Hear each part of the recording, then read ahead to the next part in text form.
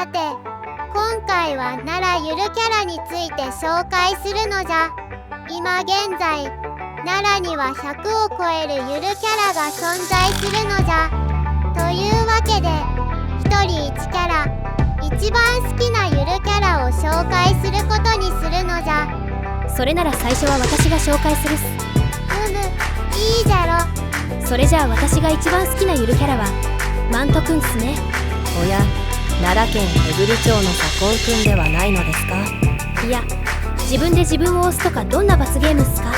別にモチーフが同じだけで別キャラなんじゃから構わんのでは？左近は案外細かいことを気にするのですね。ああ、もうとにかく私はマントくんを押すっす。マントくんは奈良戦と1300年祭の時に創作されたキャラクターっす。寺の屋根のような帽子にマントを羽織った可愛い鹿の見た目をしたキャラクターっすね。帽子は確か朱雀門の屋根をモチーフにしておるんじゃったな。そうっす。古代の知恵がたくさん詰まってるらしいっすよ。可愛い上に賢いとかすごいっすよね。マントを使ってタイムトラベルもできますしね。それ初耳なんすけど。マントくんのマントは魔法のマントで、マントくんはさすらいのタイムトラベラーなんですよ。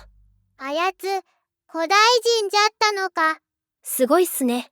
卑弥呼の墓の位置とか教えてくれないっすかね。それは戦争になるからやめとくのじゃ。それでは次は私が紹介させていただいてもよろしいですか？任せるのじゃ。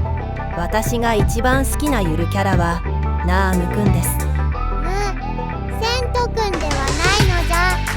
総大殿、私の前でその名前を出すとは戦争をご所望ですか？なんでそうなるのじゃ。いいですか。仏教に携わる者にとってあの者は第六天魔王とも言うべき存在ですよ。信長に並ぶとは穏やかじゃないっすね。確かにセントくんが奈良県の観光キャラに選ばれた際に仏教協会から抗議の声が上がったそうっすけど、でも仏の頭に角つけるのは冒涜って少し強量じゃないっすか？なるほど。左近は事の重大さが理解できていないようですね。いいでしょう。ナームくんの紹介の前にセントくんが仏教協会に抗議された理由を説明しましょう。お願いするっす。まず角という漢字は刀を用いると書きますね。そのため古来より頭から角が生える夢を見るのは不吉の象徴とされてきました。故に中国では死霊とされる鬼の頭には角が生えているわけです。他にも日本では悪魔といえば角が生えていることがイメージされるかもしれませんが、あれもこの思想の影響を受けていると思われます。つまり仏の頭に角をつけるというのは不吉の象徴であると同時に、仏が鬼や悪魔と同列に語られるということに他ならないわけです。左近、これでもセント君を非難した仏教協会は強量だと言えますか？言えないっす。そんなセンシティブな問題に何の考慮もせず土足で踏み込んだ方が悪いっす。そうでしょう。ですから私のように仏教に帰依する者の前でその名前を口にすることは殴られても文句が言えない行為なのです。別に私はセント君を消し去れというつもりも、好きな人同士で仲良くおしゃべりすることを否定はしません。ですがそのようなセンシティブな問題をはらんだキャラクターであることを理解しておくことが必要だと思う次第です。重々理解したのじゃ。じゃからの怒りを鎮めてナームくんの紹介をしてほしいのじゃ。わかりました。それではナームくんを紹介いたしますね。ナームくんは左近が紹介したマントくんと同じく奈良戦と1300年祭の時にセントくんに対抗すべく仏教協会が創作したキャラクターです。聖徳太子の生まれ変わりとして見た目が似ているだけではなく、17条の憲法を制定したという故事にちなんで目が1と7の形になっているのが特徴ですね。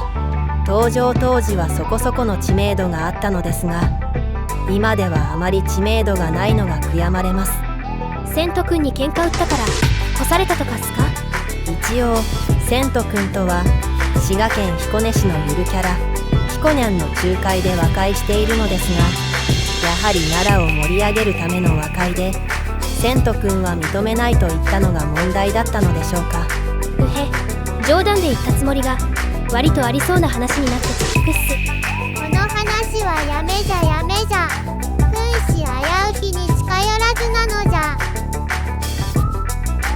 さて、それでは気を取り直して最後はわしが紹介するとしようかの。わしの一押しのゆるキャラは鹿丸くんじゃな。最近セント君を駆逐する勢いでよく見かけるようになったゆるキャラっすね。鹿丸くんは奈良市観光協会のマスコットキャラクターとして創作されたゆるキャラで、のほほんとしたゆるい表情に丸っこい、いわゆるマロ眉と呼ばれる眉が特徴なのじゃ。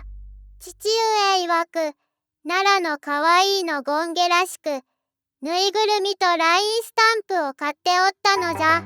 めちゃくちゃ気に入ってるじゃないっすか。確かに愛らしい見た目をしておりますものね。理解できます。最近では白い鹿丸くんなんかも登場しており、これからも活躍が期待されるのじゃ。さて、こうやって3人で1人1キャラ紹介したっすけど、やはり鹿モチーフのゆるキャラが多いっすね。仕方のないことではあるが、やはり奈良といえば鹿じゃからの。とはいえ他にも魅力的なゆるキャラはたくさんいますよ。セント君に片思いする可愛い女の子、桂木市のれんかちゃん、文化財の魅力を伝える埴輪がモチーフのゆるキャラ、大和高田市のゆぎまるなどなど。奈良県へぐり町の左近くんもいるしの。それはもういいっす。さて、それでは今回はこの辺りで終わりとしましょうか。動画の感想は下のコメント欄に書いていってくれると嬉しいのじゃ。チャンネル登録をして次の動画も見てくれると励みになるっす。動画が面白かったら高評価、つまらなければ低評価、どちらか押していただけると今後の参考になります。それではまたの。